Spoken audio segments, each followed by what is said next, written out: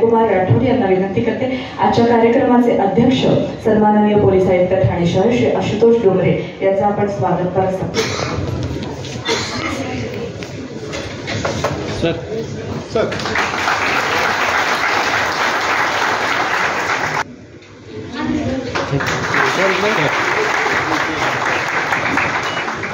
सहाय्यक ठाणे श्री दत्तात्रय कराळे यांचा देखील सत्कार झाला।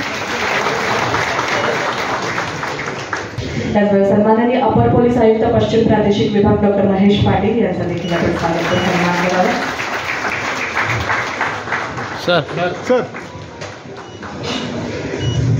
पोलीस उपायुक्त आर्थिक गुन्हे शाखा श्री राजेंद्र दाभाडे यांचा स्वागत पर सन्मान करावा।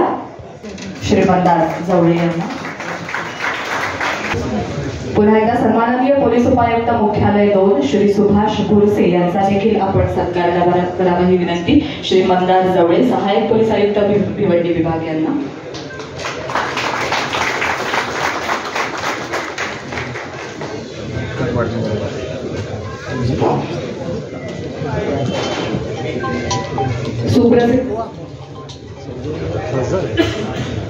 सुप्रसिद्ध चित्रपट दिग्दर्शक आणि निर्माते सहाय्यक पोलीस आदरणीय पोलीस उपायुक्त ठाणे शहर वाहतूक विभाग डॉक्टर विनय कुमार मंगेश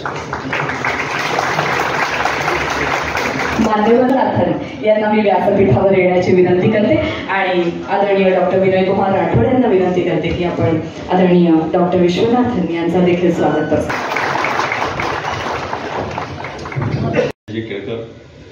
सन्माननीय आमदार श्री निरंजनजी डावखरे, विभागाचे अधिकारी कर्मचारी, काही माजी पोलीस अधिकारी देखील इथे आलेले आहेत, त्यांचे मी स्वागत करतो आणि पत्रकार बंधू भगिनींनो आणि मित्रांनो, अतिशय चांगलं उद्बोधन करत सगळ्यांचीच भाषणं झालेली आहे, त्यामुळे आता मला जास्त काही बोलायला उरलेलं नाही आहे।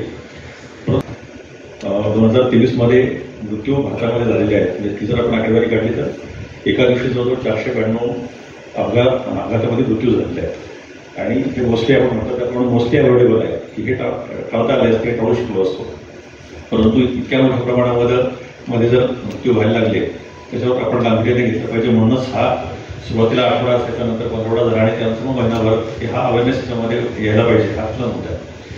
आपण कुठेही जर अभ्यास बघितला तर त्यामध्ये 3 महत्त्वाच्या गोष्टी असतात, एक असतो रस्ता, दुसरा असतो वाहन आणि तिसरा असतो चालक। रस्ता खूप चांगला असेल, सायरस मिस्त्री काय किंवा विनायक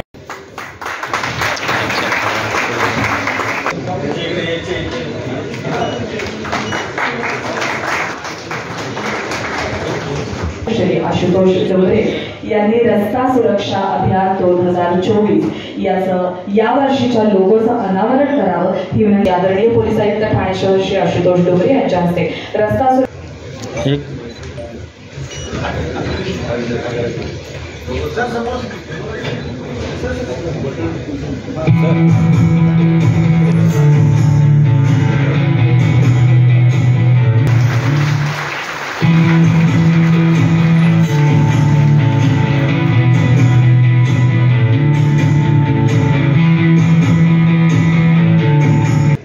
प्रमुख अतिथींना विनंती करते की या अभियानाचं औपचारिक उद्घाटन झालं आहे असं आपण कृपया जाहीर करावं।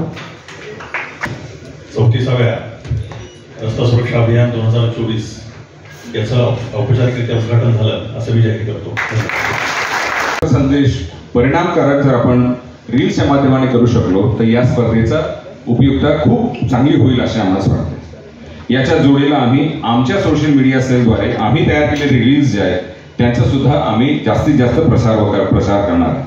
शहरातील होर्डिंग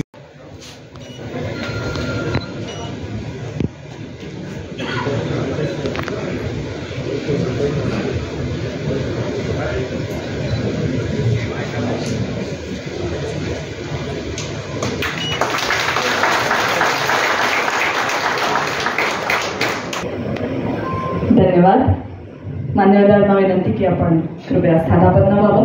त्याचा रासायनिक विश्लेषक आणि केमिकल टँकरच्या अपघात प्रसंगी स्वतः हजर राहून वाहतूक पोलिसांना मदत केल्याबद्दल, दिवस रात्र मदतीसाठी तत्पर असल्याबद्दल आपण त्यांचा सत्कार करावा.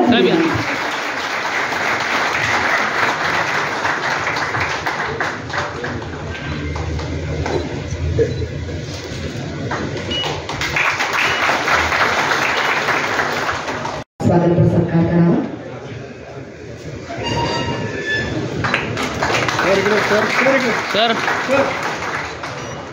सन्माननीय आमदार श्री केळकर साहेब, श्री डावकरे साहेब, जॉईंट सीपी कराळे साहेब, डीसीपी साहेब, एअरफोर्सचे निलंगे साहेब, ॲडिशनल सप्ताहापासून पंधरवडा आणि महिना साजरा करण्यासाठी आपण इथं सर्वजण एकत्र जमलेलो आहे.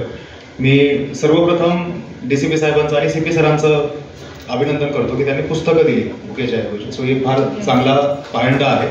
आणि विनंती आहे की तो आपण बदलायला लागेल त्याची स्पीड करायला लागेल, कारण मला ते 120 स्पीडचं त्या जाहिरातीमध्ये दिसलं.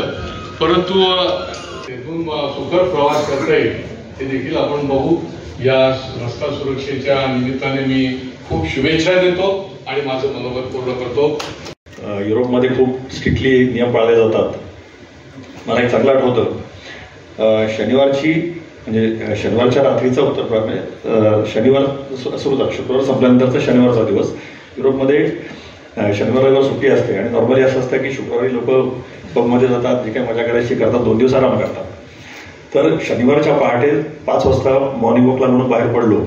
8 लेन्स आणि 8 लेन्स म्हणजे 16 असा चौक, म्हणजे 32 लेनचा चौक आणि त्याच्यामध्ये सिग्नल वगैरे चालू असतं, सगळं असतं. या 32 लेनमध्ये फक्त एकच गाडी येते, सिग्नल पडतो आणि त्यानंतर ती गाडी. मी अशी शपथ घेतो की मी वाहन चालक, पादचारी व प्रवासी म्हणून प्रवास करताना प्रत्येक वाहतूक नियमांचे व रस्ता सुरक्षाबाबत सूचनांचे नियमित पालन करीन. तसेच रस्ता सुरक्षेबाबत सर्वसामान्य जनतेमध्ये जनजागृती करीन. धन्यवाद. कॉन्स्टेबल नसेल तर त्यानंतर चौकामध्ये बघण्यासारखी परिस्थिती असते. नियम तोडल्यानंतर ट्रॅफिक कॉन्स्टेबलला मॅनेज करण्याचा आपला वेगळा जुगाड असतो. आपलं POC सर्टिफिकेट गेलं असतं तरी देखील आपण समूह RTO काहीतरी जुगाड करून मॅनेज करतो. तर हा जुगाड शेवटी आपल्या कोणाच्या ना कोणाच्या जीवावर होतो आणि कोणाला शेवटी प्राण जावे लागतात, कोणाच्या ना कोणाचे प्राण जातात. त्यामुळं आपण थोडंसं आपल्या मानसिकतेमध्ये बदल केला पाहिजे, हे जास्त आवश्यक आहे. आणि त्या दृष्टीनं निरंजनजी जे सांगितलं आता की लहान मुलांपासून आपण सुरुवात केली पाहिजे. RSPच्या माध्यमातून आपण करत असतो, पण हे खूप मोठ्या प्रमाणावर करणं आवश्यक आहे. पुस्तकामध्ये धडा असणं गरजेचं आहे. मी स्वतः याच्यामध्ये पाठपुरावा करणार आहे आणि पाठ्यपुस्तकामध्ये जर याचा धडा असेल तर त्या विद्यार्थ्यांना तेव्हापासून तो धडा मिळतो आणि केवळ त्याला शिकायला मिळत नाही तर तो त्याच्या कुटुंबाला देखील सांगत असतो की असं असं या वाहतुकीमध्ये दिलेलं आहे नियमामध्ये, आणि त्याचा निश्चितपणे पूर्ण कुटुंबाला आणि लहानपणापासून त्याच्यामध्ये एक शिस्त येते आणि त्याला एक वाहतुकीचे नियमाची एक प्रकारची जाण आणि जाणीव निर्माण होते. हे 1 महिन्याभराचं अभियान आहे. आजपासून ते 14 फेब्रुवारीपर्यंत चालणारं हे अभियान आहे आणि याच्यामध्ये रस्त्यावर सुरक्षा वाढवून त्यानंतर अपघातांचं प्रमाण कमी करणं, या दृष्टीनं जनजागृती करणं, लहान मुलांमध्ये जागृती करणं आणि त्याचबरोबर विविध उपाययोजना करून सर्व समाज घटकांना सोबत घेऊन वाहतूक नियमांविषयी आणि रस्ता सुरक्षिततेविषयी जनजागृती करणं हा त्याचा मुख्य उद्देश आहे. त्या दृष्टीनं अनेक वेगवेगळे कार्यक्रम आपण राबवतो आहोत. शाळेतल्या मुलांपासून ते वेगवेगळ्या समाज घटकांपर्यंत आपण पोहोचणार आहोत आणि टेक्नॉलॉजीचा देखील वापर कसा करता येईल या दृष्टीने देखील आपण या काळात प्रयत्न करणार आहोत.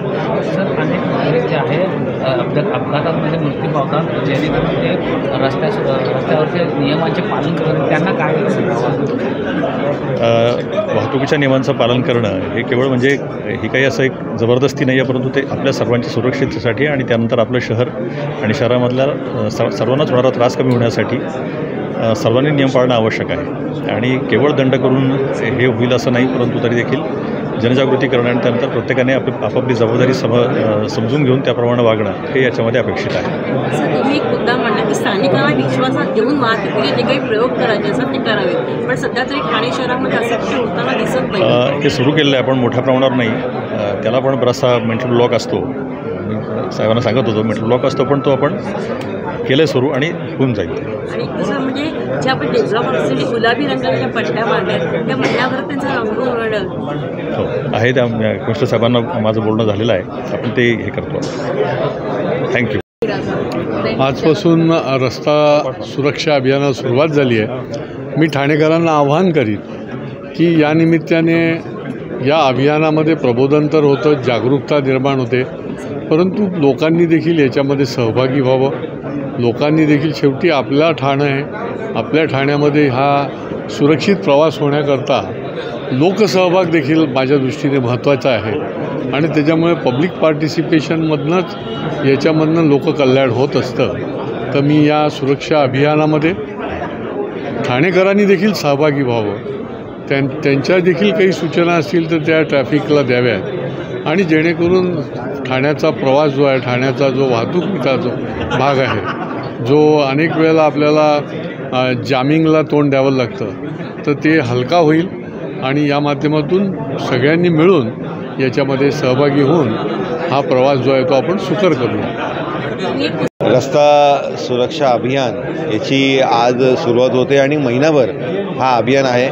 पण खऱ्या अर्थाने हा अभियान फक्त एका महिन्यापुरतंच मर्यादित न राहता हे आपल्या आयुष्याचा एक भाग झाला पाहिजे. या दृष्टिकोनाने शालेय जीवनामध्ये संस्कार म्हणून या गोष्टींची साक्षरता केली पाहिजे अशी विनंती मी शासनाला करणार आहे. आणि त्याच्यामुळे मुलांच्या शैक्षणिक करिक्युलममध्येही याची जर आपण वाढ केली या संदर्भातली, तर निश्चितपणे मुलं ज्यावेळेस पालकांना सांगतात त्यावेळेस पालकांवर फार मोठा प्रभाव होतो आणि त्याचबरोबर त्या मुलांचंही त्यांच्या या तरुण वयामध्ये त्यांना या गोष्टींची ज्यावेळेस साक्षरता होते त्यांच्या आचरणामध्ये ते येतं. उदाहरणार्थ आपण ज्यावेळेस मंदिराच्या जवळनं जातो नकळत आपला हात हा आपल्या मस्तकावर जातो, तसंच रोड सेफ्टीच्या माध्यमाने ज्यावेळेस ही साक्षरता शालेय जीवनात होईल त्यावेळेस लाल सिग्नल बघितल्यानंतर आपोआपच किंवा ऑरेंज सिग्नल बघितल्यानंतर आपोआपच चालक म्हणून ही मुलं गाडी थांबवू शकतील.